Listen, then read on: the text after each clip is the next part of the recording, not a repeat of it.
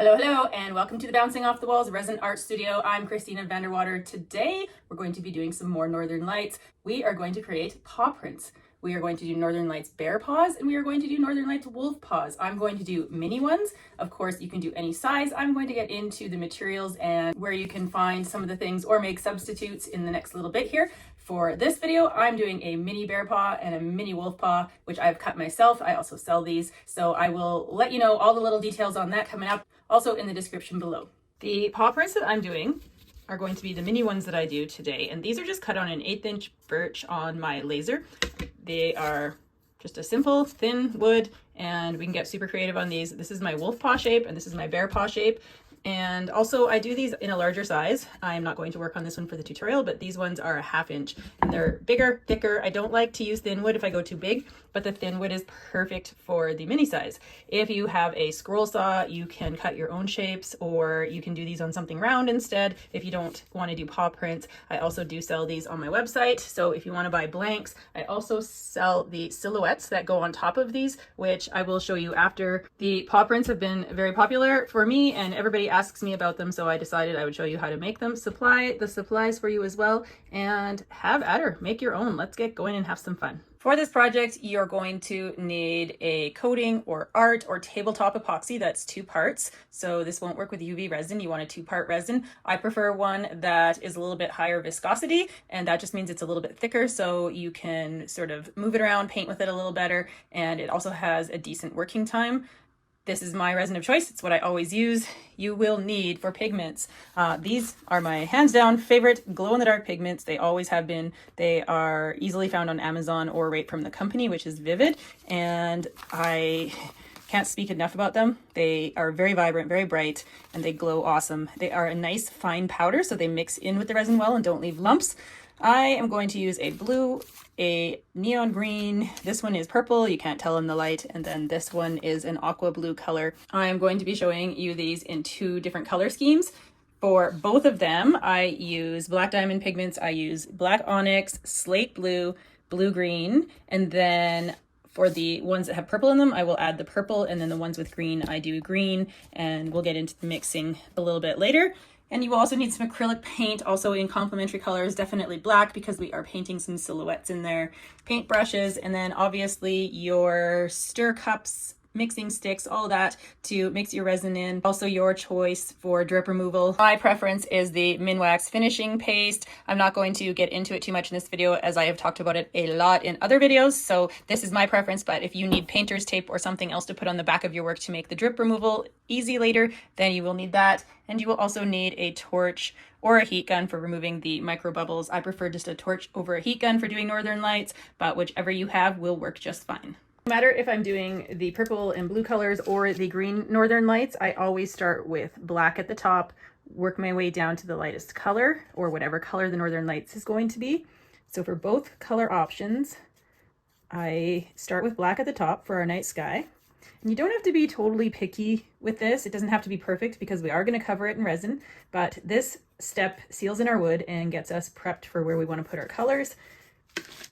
Because acrylic paint dries fast, I kind of just do a few at a time and work my way down. I don't do all the black on all of them, or it will dry and then you can't blend very well. And on the thinner laser pieces, I don't worry really about painting the sides because they're dark already from the laser. If I'm working on a piece that's thicker, I like to paint right over the sides on the thicker pieces. So a little bit of black night sky at the top. I don't clean my brush a whole lot in between. I just give it a wipe with some paper towel. I like to use a navy blue next.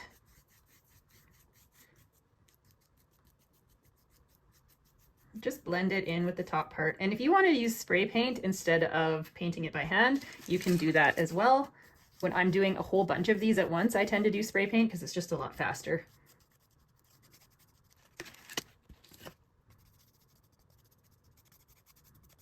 Now for the green one, I'm going to do sort of this. This is called Calypso blue, but this will be my next step.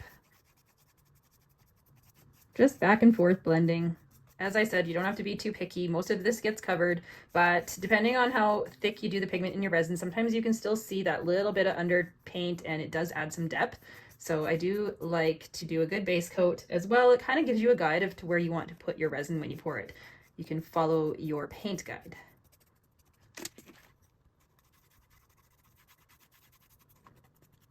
You can get fancy, you can go upward and downward instead of back and forth, however you like to do it. Ones that are going to be purple, I actually do the purple next. It's just the way that I've figured out myself. I like how it looks better. You do not have to do these colors, and you don't need to do it in this order. The reason that I do the teal color on the bottom is because that color of resin with the glow in the dark looks super bright with the silhouette against it. So I chose that one because if you do this purple on the bottom, it's almost too dark in my opinion. So I do the purple next, and then I go and do the teal color and blend that in. And depending on what paint I have on hand, I sometimes do more of an aqua, more of a like a lighter turquoise. It's not really that big of a deal that you get it exact. You just kind of want this color scheme that goes with your pigments.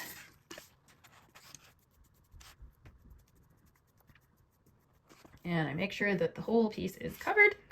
Now, for these ones that are going to have the green Northern Lights, you can use paint the same as I've been doing. I have a really like a bright green here, but I find it's not as bright as a neon spray paint.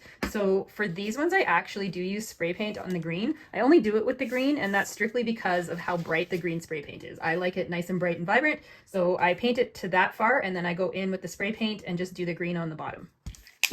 Move your other one out of the way so you're not spraying it. And I just give it a little coat of the green.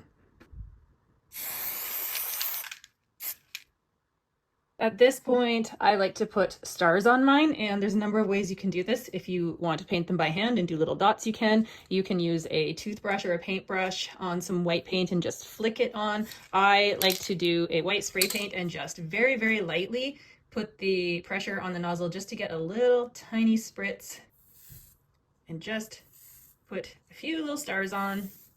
Again, this is our base paint layer, so you're going to cover up some of this, but we're going to do it again in a second layer, and then you get some depth to your stars. Once you have your base paint down on these, you're going to now let them thoroughly dry before we start our resin. Okay, before I start mixing my resin, I like to have my colors lined up, all ready to go, so that once the resin is mixed, I know what I'm going to be mixing for color. I do mix my glow colors with the color of pigment. So the purple, I mix with some purple, aqua with some aqua, and so on. So line these up. I've got my black, my blue, my teal color, and my purple, and that's going to go on these two. And then instead of purple, we are going to have the green with these two. So for both colors, I use black at the top, just like with our paint. No glow in the dark in the black. How translucent you make yours is up to you. I generally will sort of pull a string of resin up and you'll be able to see the light through it and know how translucent it is or not. So that is entirely up to you how dark you want it to be, whether you can see through it or not. Remember, we painted these pretty nice, so if you can still see through the resin a bit, it's not a big deal. It's going to add depth. Both my color schemes get the blue. And of course, your colors don't have to be the same. I know I've said that over and over again. This is called slate blue. It's sort of a, I don't know, a grayish blue is what it looks like in the jar. Once you mix it up, it's really pretty. It's got a nice pearl color to it. I also do not put glow in the dark in this blue either. I tend to not pick really dark colors other than the black. Like, I don't use a navy blue or a darker dark blue because we're going to have stuff silhouetted and we don't want it to be hidden with how dark the background is. So that's the blue that I use for both of them. And both color schemes get this blue-green, which is like a teal, and they are going to get the aqua glow-in-the-dark in them. You can use a blue glow-in-the-dark as well. If you can't find an aqua glow-in-the-dark, you can just use a regular greenish one. It will change a little bit how it looks in the dark. This aqua glows a really nice blue color, almost like an electric blue, so I really like it. But when I'm mixing the glow powders in, I still use color. And the glow powder will lighten the color a little bit, so it won't look such a dark teal. It's going to lighten it a bit. I put quite a bit of glow. Now there's something that got in mine. We need to scoop that out. Somehow got in my bag. It's like trying to get an eggshell out of your eggs, right? Got it. So I do quite a bit of glow powder mixed with the teal. Now I have spilled, in the process of trying to do that, I've spilled powder all over my guy hair, which, you know what, no big deal. We'll brush it off. If he happens to have a bit of glow up in the sky later, it's not a big deal either. It might add an interesting effect. There's always going to be little mistakes, little errors, things that don't go right. It's just how you turn those into something cool. Spilling a little bit of powder, not a big deal. It happens. So there's our teal color, our blue-green mixed with some of the aqua glow in the dark. Now, same thing for the purple. This is Purple Haze from Black Diamond Pigments. Just use a little bit of that. I'm not doing as much purple because there's just a little bit. And I'm going to mix the purple glow powder in there. Try not to spill it this time. You see that I am an estimator. People will ask me how much of stuff to use, and I will never be able to give a proper answer for that. I just do what feels right. Just like cooking. A little bit of this, a little bit of that. And there's the purple shade that I'm getting. Can't tell in the light, but it glows very nicely. Lastly, we have our neon green. So this glow powder is colored. It actually is really bright on its own. However, I like it to be just that little bit brighter, so I do add some of this fluorescent. This one is a fluorescent green from Black Diamond. It is not a mica powder, so that means that it doesn't have that pearl sheen to it. It is strictly just a pigment. So it's going to be a little bit chalkier. So you want to make sure that you don't have big lumps going in, because sometimes the regular pigments can be a little bit lumpier. I don't use a lot for this one. It's pretty bright. And also because the glow powder is green as well. So you don't need a ton of it. It's just to brighten this green up. I'm going to use what's left in this little package. And that's going to be our green glow. So I have switched my paw prints around so that I can show you one of each color, one of each paw, a little easier to fit on camera than all four of them. So a little closer up, you can see what I'm doing better and know that I'm doing the same thing with the other two in the same color scheme as these two. If you're working with small pieces like this that are laser cut like these are, they are quite light. They can be pretty tippy. So you want to make sure you have them on a standoff. I recycle a lot of stuff. This is just a plastic container that used to have salsa verde in there. I've used it to mix resin in, and now I'm using it to prop this up because you need something for your drips to roll off of. You don't want it to pool on a surface. So you need some kind of standoff. You can actually buy standoffs. There's all kinds of things. Paint lids, different even mixing containers. Something that's level that you can prop your work up on. We are going to start with the black, and we're going to start with the black on both of these. We're going to do both colors at the same time. We've got all our resin colors mixed, and I just go in and do a little bit. You don't need a lot. Now the bear paw shapes can be a little trickier because, you know, it's just the claws. So I actually do this. Just sort of follow that outline. I put the black down, and next we're going to do our blue. We're going to do the same thing. You really don't need a lot. And they don't need to touch because we're going to use our fingers and we're going to spread things around. So the order is going to change a little here because we're not doing purple on this one, but we are on here. We are going to do purple next on this one.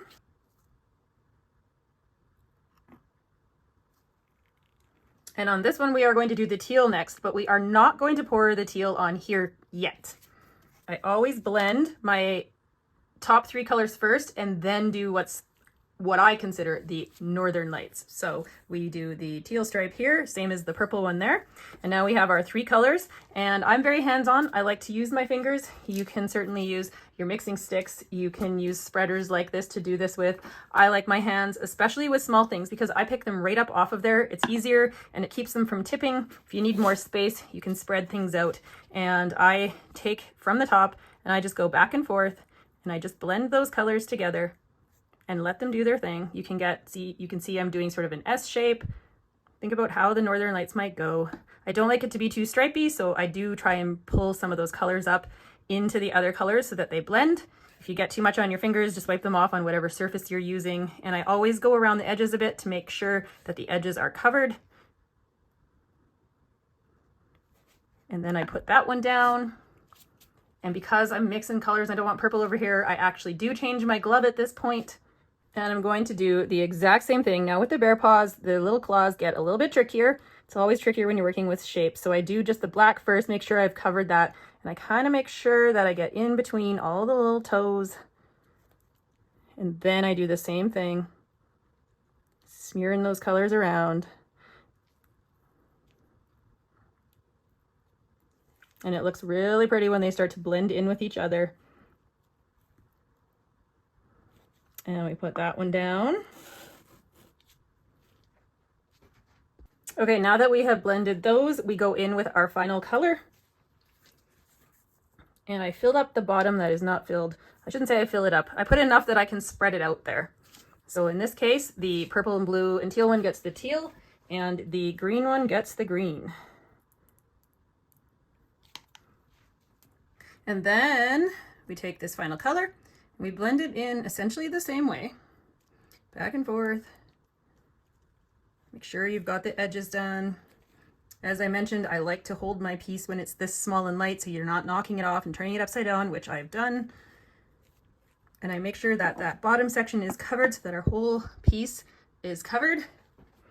And you know what? I still have some of that teal on my gloves. I try not to waste gloves, although I do go through a lot because I do use my hands. But because that teal color is in this one already, we're just gonna go for it with the green because I don't care if a little bit of that gets down in here because that's the whole point of blending colors. These little paw prints take on a mind of their own. Every single one is a little bit different. The way the resin flows down through each little groove here kind of changes it a bit. They all come out how they want to come out, and that's the joy of resin art, is that you never know exactly what you're going to get. We can only control so many things with a fluid art. This is our first resin layer. Obviously at this point we are going to go over this with a torch, get rid of any micro bubbles. But first, if you have some extra resin, and this is another reason why I often try and keep my workspace underneath here clean, sometimes I want to bring some color that's maybe dripped on the table up into the piece for some extra Northern Lights. In this case I have a little bit of teal, and I'll just take that and just drag it right through the black. That was off the table, scooped it up. In we go. We can do the same thing. I actually have some green left over. I have too much green, and I'll just take it and stripe it through there. I just let it sit. It's going to blend all on its own. I don't need to do anything with that. This is our first layer. We're going to let this cure. Then we're going to paint things on here, silhouette of trees, and finish these off tomorrow because now they need to cure for 24 hours. You may find it interesting how I took this same teal color that's down here. I put that through the sky and it looks different. And it's just the way the colors blend. And that's why I like to get a little creative by swirling and mixing and striping, because it makes each piece unique, adds that little bit of depth, a little bit of interesting focal points. And once we do that next layer of resin after our paint, it's all gonna come together. With the Northern Lights, I don't use a heat gun to get rid of bubbles. I don't want to push this around. How it looks now is how I like it. It will obviously blend and move a little bit as it cures. If I'm not totally level here, things are going to move. I prefer a torch because I just want to get rid of micro bubbles. I don't want to move any of my artwork around at this point. If you get into a heat gun and you're pushing that around, you're going to end up with cells, and it's going to look less like Northern Lights and more like some other effect, which can look cool, but it's not what we are going for with this project. So just a quick little zap with a torch, go over the bubbles. If you don't have a torch, you can use a heat gun for this. Just make sure you're doing it fast and light and you're not getting too close to the piece and pushing the resin. You just want a quick burst of heat just to get rid of the bubbles. And then we're gonna leave this until our next step. Okay, it is day 2. Our pieces from yesterday have cured enough that we are going to paint on them today. We're going to do a couple of trees on each one.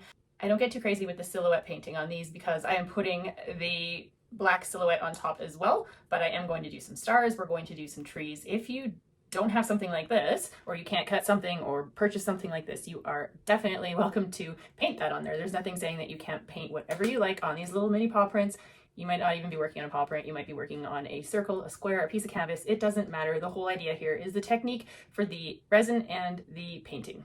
Here's my mess from yesterday. In case you're wondering, I just walk away from everything and leave it here so that everything can cure. And if you're wondering, I find it easiest to clean these cups once the resin has cured. I do have a little video on that as well. I basically peel out what is in there and then use tape to get the rest. Some of these cool drips that are here that are nice, I actually have a container for drips, and I do plan on making a creative project out of those. I try to waste as little as possible.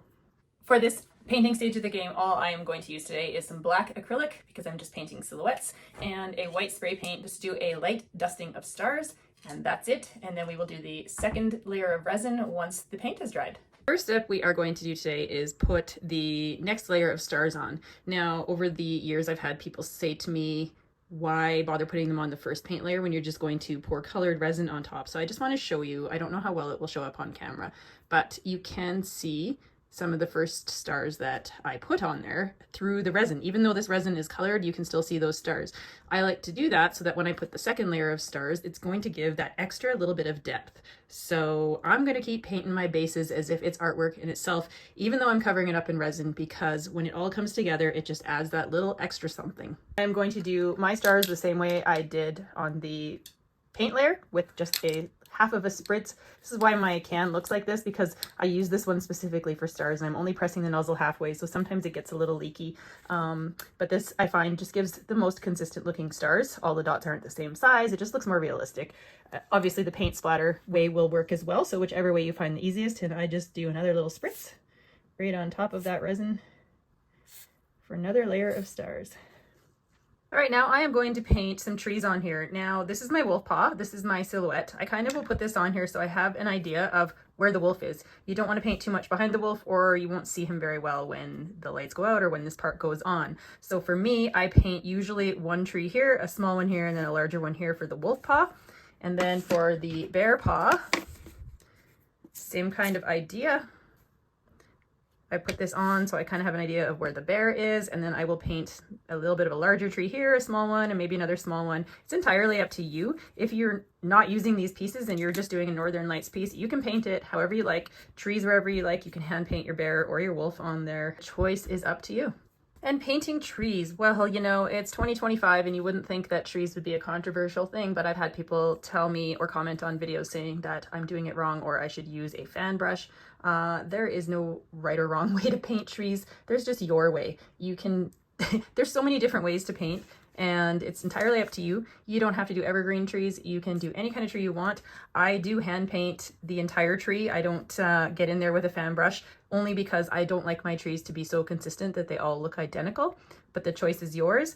I know a lot of people aren't as artistic when it comes to the painting part of things, so they want something that's easy. Obviously, a fan brush is a really a much easier way to paint a tree. I'm going to show you how I do mine, and how you do yours is entirely up to you. I start with basically the tree trunk, and I use just a small little brush. Obviously, if I was on a bigger piece, I would be using a bigger brush, so I sort of relate the size of the brush to a mini piece like this. And I just start and kind of do each branch however I see fit.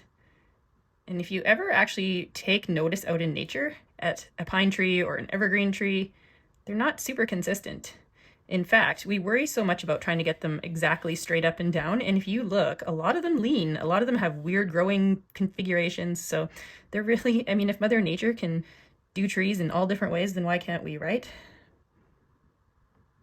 I just sort of do almost like little strokes that are kind of representative of each branch. Sometimes I curve this way, come down. You can practice this on paper or on something else before you do it on the resin. And the great thing about painting on resin, and of course I should have mentioned that you should be using acrylic paint for this, is if you don't like how this looks, you can literally just wash it off.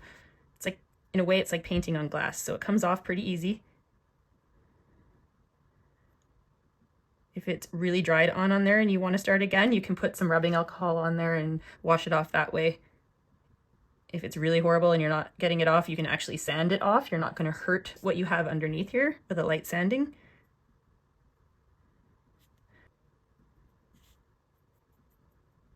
That's my wolf, and I don't want to come too far over. We want the wolf to still show up. I don't mind that my trees overlap where these paw prints are. It kind of adds an interesting composition to it.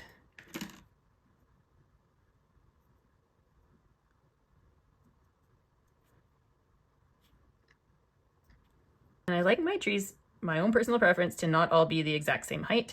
So I kind of do next one here a little bit shorter than that one. And then I always do one that's a little bit smaller. Paint these the exact same way.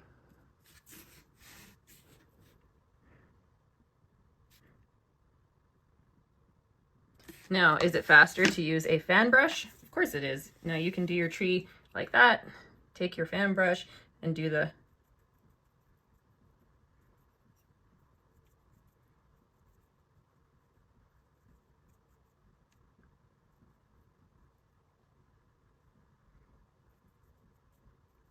And that's gonna look just as nice too. Two different trees, two different looks. How you do it is up to you.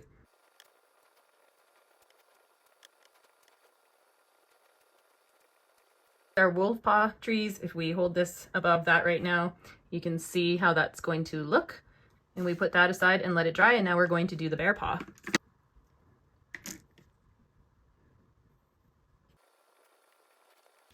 So some of the ways that you can get a silhouette on top of this if you don't have this, or you don't have the means to cut something like this out of a scroll saw even, or with a laser, or purchasing, is you can do vinyl from a Cricut. So you could even buy vinyl stencils of trees, bears, whatever. And yeah, you certainly could just paint that outline of the bear paw, or you can leave it just like this because it's a bear paw print even just in this shape alone, and you can paint on here whatever you like, or no paint at all and just have the Northern Lights. The choice really is yours, and I know I say that all the time, but everybody's got their own tastes and preferences. So all I want to show you is the basic techniques for these things, and then I want you to take it and put your own spin on it and do it however you feel fit to do it.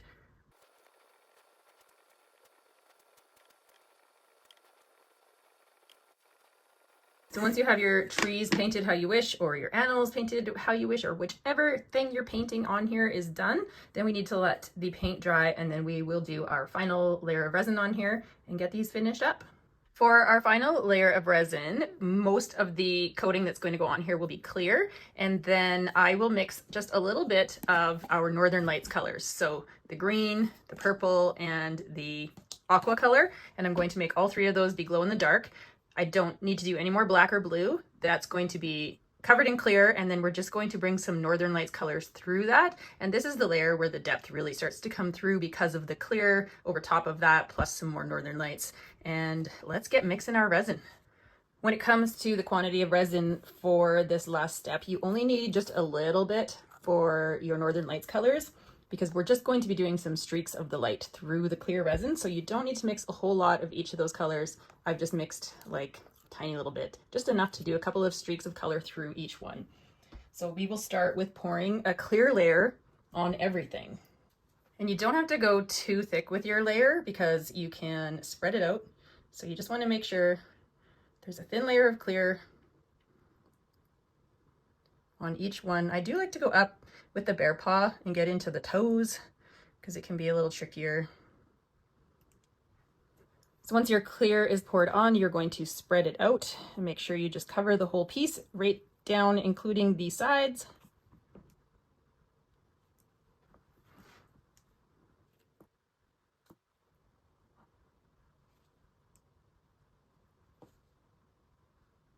Once we have them completely covered in the clear, we are now going to go through with our Northern Lights. So obviously our bright green is going to go through here, and I just drag some of it across. Whichever way you like, you can make these Northern Lights dance in any way. So I do that, I just drag it through, do some shapes that look like the lights, and just let it sit for a minute. With this one, we're going to do some purple. And you don't need a lot for this step. Come through with some teal, they can overlap. Here's something fun. I have a little bit of both of these colors left. I'm going to mix these together.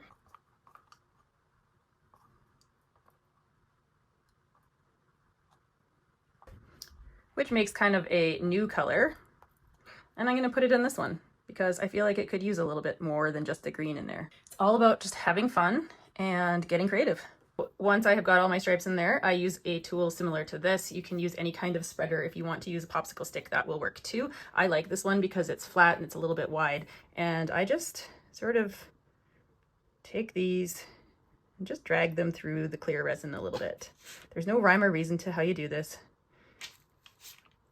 It will give it sort of a light, Northern Light look.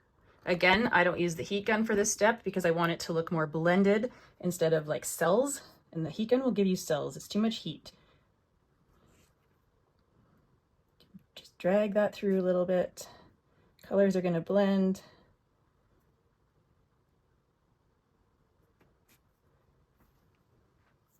And you can sort of just play with it until you get what you like. If you feel there's a part missing, you can go through with more of the Northern Lights colors. Otherwise, at this stage, I just leave it and we pop out our bubbles. Torch to pop out the bubbles so that everything stays how we've got it.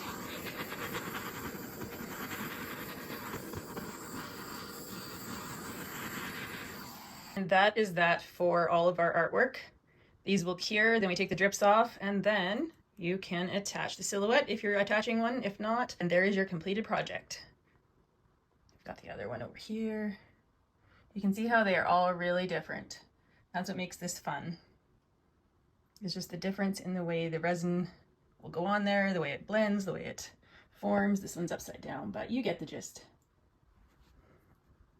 You add that silhouette to the top. There's the wolf one. Your piece is complete. They make great little decor items. You could turn them into a magnet if you wanted to stick a magnet on the back. They're about the size of the palm of my hand, about 5 inches by 5 inches. I do these in bigger sizes as well, which people love to hang on their walls. So very popular item and fun to make. Hope you enjoyed this tutorial.